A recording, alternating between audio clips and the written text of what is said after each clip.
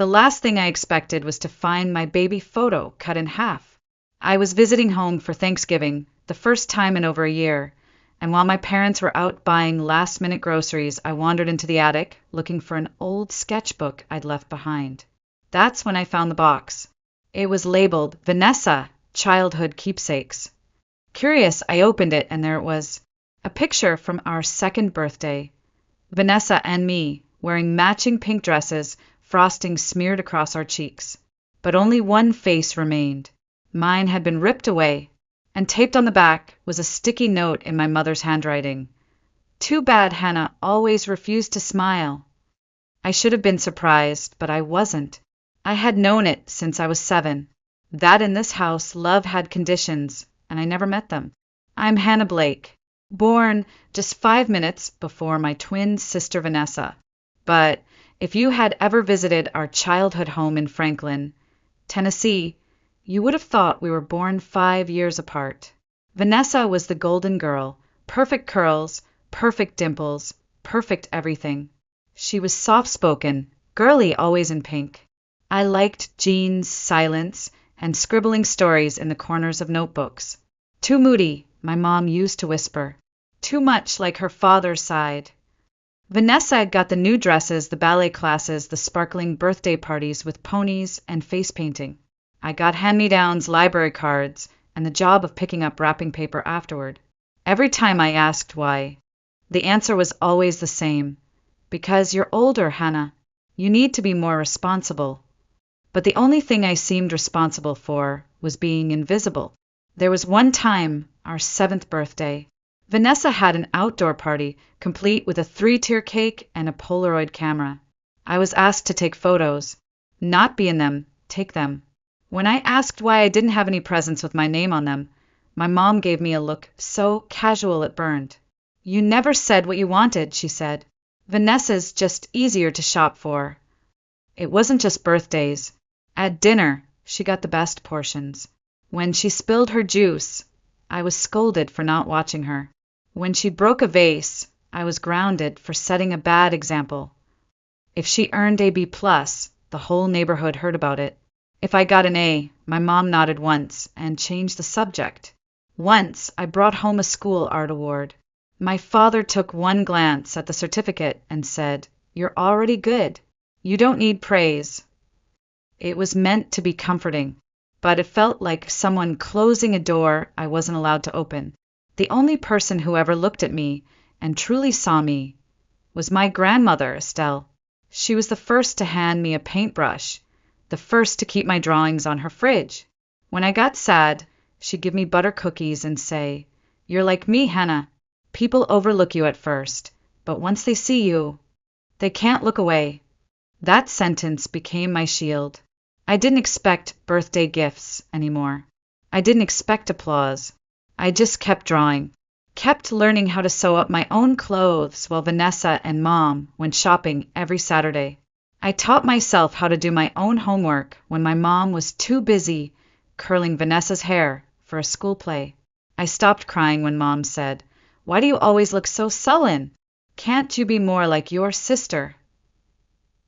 I was 13 when I first realized that some children grow up learning how to be loved, and others grow up learning how to survive without it.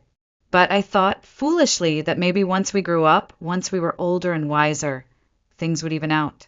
That maybe love would finally be fair. I was wrong. Let me tell you exactly how wrong I was. I was 18 when my parents finally said it out loud. No more pretending. No more soft-spoken favoritism disguised as practicality. No, this time it was clear, raw, and impossible to forget.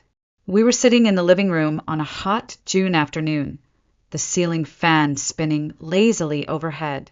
I'd just graduated high school, valedictorian, scholarship finalist, 2 state art awards under my belt. Vanessa? She was graduating too. Lower GPA, no scholarships, but she looked radiant in her white dress and pearl earrings. Mom bought her those pearls for graduation. I got a slice of cake with a candle that wouldn't light. Dad cleared his throat and said, "We've reviewed the finances. The college fund can only support one of you." He didn't even look at me when he said it. His eyes were on Vanessa, like he wanted her to feel safe before the words landed. Mom chimed in, voice light, like she was explaining the weather. Vanessa got into Belmont University. She'll need the full amount. You're strong, Hannah. You'll figure something out. That was it. No apology. No regret. No room for negotiation. Just one sentence that echoed through every inch of my chest like a sentence being passed by a judge. You're strong, Hannah. You'll figure something out. It wasn't just the money. It was the final, unspoken confirmation that in their eyes, Vanessa was always the one worth investing in. And I was the one who'd be fine without. So I packed my bags and left 2 weeks later with exactly $217 in my checking account, a suitcase of worn jeans, and the old Dell laptop my grandmother left me before she died. That laptop was the only thing of value I owned, and the only inheritance I'd ever get. I moved into a basement apartment near Middle Tennessee State University. The walls were yellowed and cracked. The floor groaned under every step. The air smelled faintly of mildew and burnt coffee. But it was mine. No one told me to smile. No one told me to act more like Vanessa. It was freedom, even if it tasted like instant noodles and sounded like buses screeching past my window at 2 a.m. During the day, I took full-time classes in graphic design. At night, I worked the register at a 24-hour convenience store. I kept a sketch pad in my bag, scribbling design concepts between customers, trying to stay awake. Some nights, I stood there so long my legs would tremble. But I didn't complain. Complaining was a luxury for people who had safety nets. I didn't have one. I had deadlines, bills, and 1,000 moments of silence from a family who never once asked how I was doing. When I got an A on my design portfolio presentation, I texted my mom. No reply. 2 days later, she messaged, Vanessa just got certified for an advanced yoga course. She'll be teaching soon. Isn't that exciting? I stared at that message for a long time, and then put my phone down without replying. I stopped expecting anything after that. No congratulations. No visits. Not even a happy birthday. I worked, studied, paid rent, and patched up the bottom hem of my only winter coat with dental floss. I submitted every assignment like it was life or death, because to me it was. Then one day, something shifted. During my second year, I received an email. I had won a full-ride scholarship to a partner program in New York. Tuition, housing stipend, everything covered. I sat in the campus library holding my phone, staring at the screen while my hands trembled. I'd read the email 3 times before it sank in. It wasn't just a scholarship. It was an escape. That night, I walked home in the rain, soaked and shivering, but smiling so hard my cheeks ached. I had done it. Without help. Without family. Without anyone cheering me on. Just me. And for the first time in years, I felt like maybe, just maybe, I was going to be okay. I should have known better. New York was louder than I imagined. Taller, faster, and colder. But when I stepped off the Greyhound bus with a duffel bag on one shoulder and my laptop wrapped in a blanket, I felt something shift inside me. Not hope, exactly, more like permission. Permission to stop surviving and start becoming.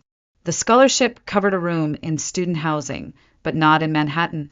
I ended up in a shared unit in Queens, 1 hour by subway from the campus of the New York School of Visual Arts. The room smelled like someone else's history. The mattress dipped in the middle, and the only window faced a brick wall. But it was mine, and for the first time I had more than one towel. That felt like a luxury. Orientation day was a blur of new faces and names I couldn't remember. I was sitting alone in the cafeteria when I saw her. Vanessa.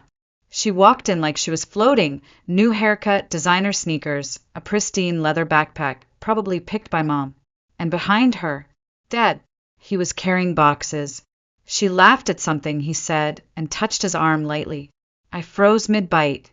I hadn't seen my father in over a year. No one told me she was coming here too. I found out later she had transferred to the marketing communication department. Same campus, different world. While I took the subway each day from my worn-out apartment in Queens, she wrote in from a rented apartment in Soho, paid for by our parents. Her schedule was light. Mine was packed with lectures, shifts at a pizza place, early mornings cleaning the lobby of the campus library, and weekend freelance gigs I picked up from Craigslist just to cover groceries. Sometimes I stayed up so late designing logos for strangers that I'd fall asleep with my face on the keyboard.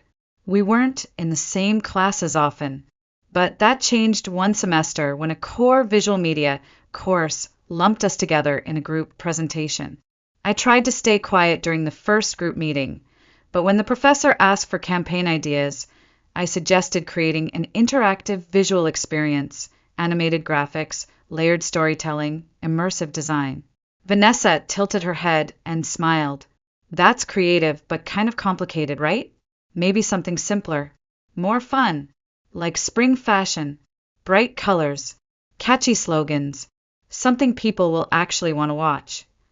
The rest of the group nodded, and just like that, my idea disappeared. I still did the work. I created the graphics, edited the video, added transitions, synced music. Vanessa made the slideshow and presented it with perfect smiles and a playful tone. We got an A. After class, I received a private email from the professor.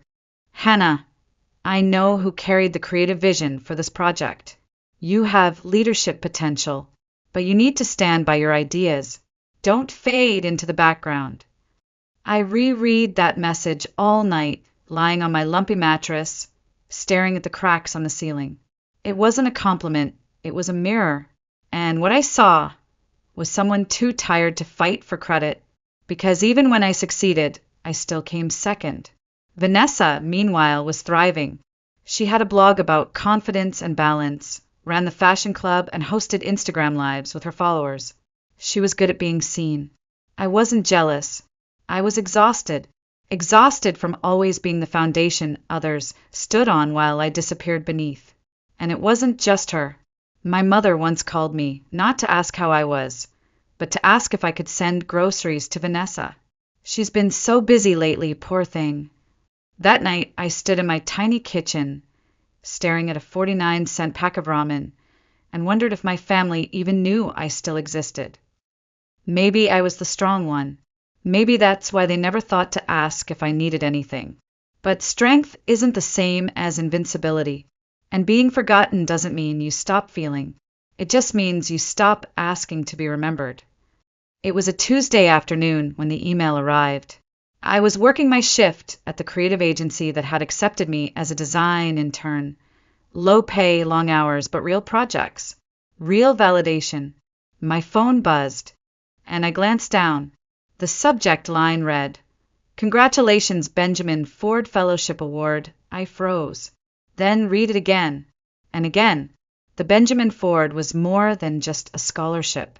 It was one of the most competitive fellowships in the country, awarded to 5 students nationwide for excellence in creative communication and leadership. It covered tuition, housing, a 3-month internship abroad, everything. My fingers trembled as I scrolled. I had done it. Me, Hannah Blake, the invisible twin. The backup plan, the strong one who didn't need help. I wanted to scream, to run, to tell someone, but no one was there. My roommates were out. My coworkers were buried in their screens. So I did what I always did when something big happened. I texted my mother. I kept it simple. Mom, I got the Benjamin Ford. Full fellowship. Only 5 selected nationwide. I'm one of them. I stared at the screen for 11 minutes. Then the message marked as seen. 30 minutes later, she replied. Oh, really? I'm cooking right now. I'll tell Vanessa to call you later. She just hit 20,000 views on her new makeup tutorial. I sat there in the break room, surrounded by the soft humming of vending machines and microwave beeps, reading that message over and over. My fingers curled around my phone like it might break. I didn't cry. I didn't scream. I just laughed. That dry, hollow kind of laugh that fills the room with silence. Vanessa never called. No one asked how much the scholarship was worth. No one asked where I'd be going. No one asked what it had taken for me to get here. Every sleepless night, every unpaid freelance job, every missed meal. I didn't even bother telling them about the award ceremony in New York, about the hotel reservation they paid for, the plane ticket, the invitation printed on thick, embossed cardstock that I held like it weighed more than gold.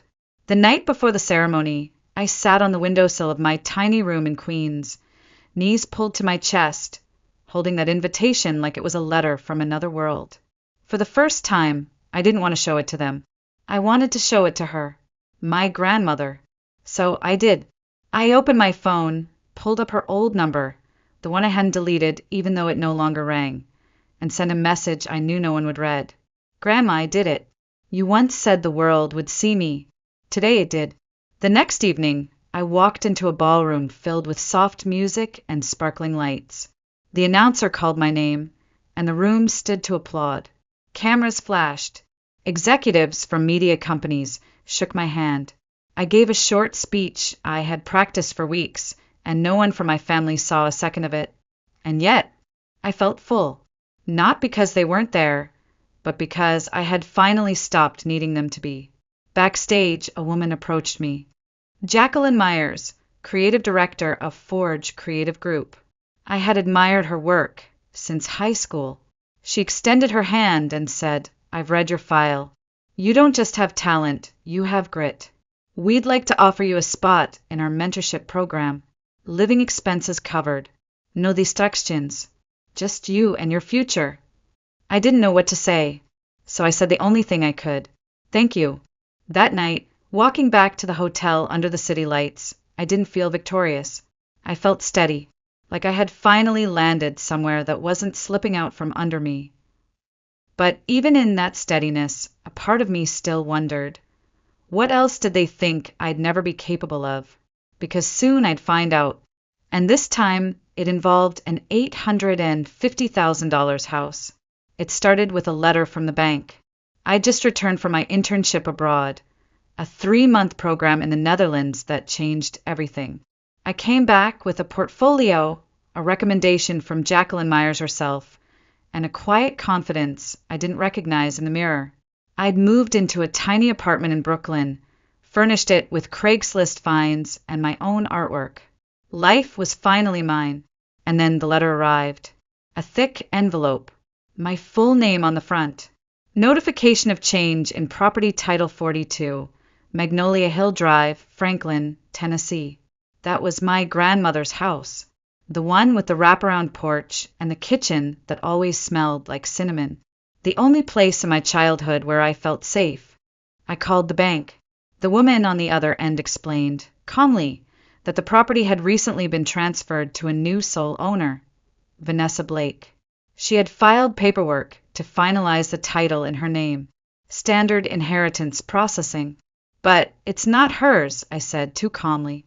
My grandmother left that house to my father and me. I was co-named on the title after she passed. Nothing was ever finalized. There was a pause.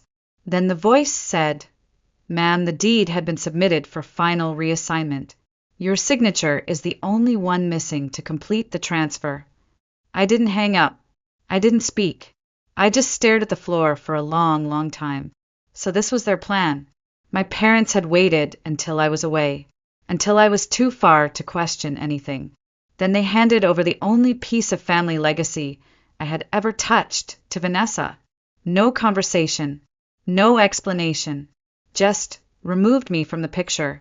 I took a deep breath and called my mother. She picked up on the third ring. Hannah, what a surprise. How was your trip? I skipped the small talk. Why is Vanessa listed as sole owner of Grandma Estelle's house? There was a beat of silence. Then, we figured it made the most sense. She's getting married soon, and they need a stable place. You're always traveling. You've made a life in New York. You didn't think I deserved a conversation? Mom sighed. The same exasperated sound she used when I asked too many questions as a child. Hannah, you're independent. You've always been strong. You don't need a house to define you. That's when something in me clicked. She was right. I didn't need the house, but they did. And more importantly, Vanessa did, because what none of them knew was that the house still had a mortgage, a small one, tied to my grandmother's late life renovation loan. And because I was still legally attached to the deed until I signed off, any attempt to finalize the transfer would flag with the bank. So I did what any overlooked daughter would do. I said nothing. I didn't sign. I didn't call. I simply waited. 2 weeks later, my phone rang. Vanessa. Hannah, she said, her voice tight, rehearsed. Hey. So, I think there's been a mix-up with the house paperwork. The bank says there's an issue, something about a missing cosign. I kept my voice neutral. That's interesting. No one mentioned I was still on the deed. Well, yeah, but we assumed you wouldn't mind. I mean, you're in New York now. You have your own life. I almost smiled. Exactly. I do. And I like my life just the way it is. There was silence on the other end. Then a sharper tone. Hannah, this isn't fair. We already moved in. We're renovating. We're paying contractors. You should have waited. Hannah, please. If you don't sign off, the bank's threatening foreclosure. It'll destroy our credit. We could lose everything. My heart didn't even flutter. Then maybe next time, you'll ask before taking what's not yours. I hung up. I didn't answer their texts. I didn't reply to the email from Dad that said, "Let's be reasonable here." I let the clock run out. 30 days later, the bank moved forward with foreclosure proceedings. The house, the $850,000 gift that wasn't theirs to give, was reclaimed by the same institution that had once mailed me a second-hand loan statement in my grandmother's name. My mother called one last time. Hannah, what you're doing is cruel. I breathed in slowly and said, No, Mom. What you did was cruel. I'm just refusing to play along. And for the first time in my life, silence felt like power. The day the foreclosure notice was nailed to the front door of 42 Magnolia Hill Drive, I was in a brainstorming session at Forge Creative's Midtown office, sipping coffee from a porcelain cup and sketching wireframes on a glass wall. I didn't know what happened. I didn't have to, because for once in my life, I didn't care. Vanessa sent me 3 texts that week. The first was panicked, filled with capital letters and accusations. The second was quieter. The third was just one sentence, "You win." I never replied. Instead, I focused on what I had built, what no one gave me, what no one could take away. My mornings started with a 10-minute walk through Brooklyn's brownstone-lined streets. My nights ended in a tiny but warm apartment lit by fairy lights and cluttered with sketches, books, and the scent of eucalyptus. I was 25, fully employed, creatively fulfilled, and more alone than I'd ever been. But this time it wasn't loneliness. It was peace, the kind that comes from no longer waiting for someone else's approval. Sometimes, when I scrolled through social media, I'd see Vanessa's new account, rebranded from fashion to mindful living. Pictures of houseplants and gratitude quotes. A single post about losing her home. Thousands of likes. "Stay strong, Queen," the comments read. I didn't feel spite. I didn't roll my eyes. I felt nothing. That's when I knew the healing was real. One day, an email arrived from Jacqueline Myers. She had recommended me for a national project, designing an interactive exhibit for the Museum of American Women in Leadership. I was stunned. The project was massive, high profile, the kind of job that could take my career to another level. I forwarded the email to my professor from New York SVA with the subject line, "Thought you might like this." He replied in 10 minutes, knew it was only a matter of time. "Proud of you."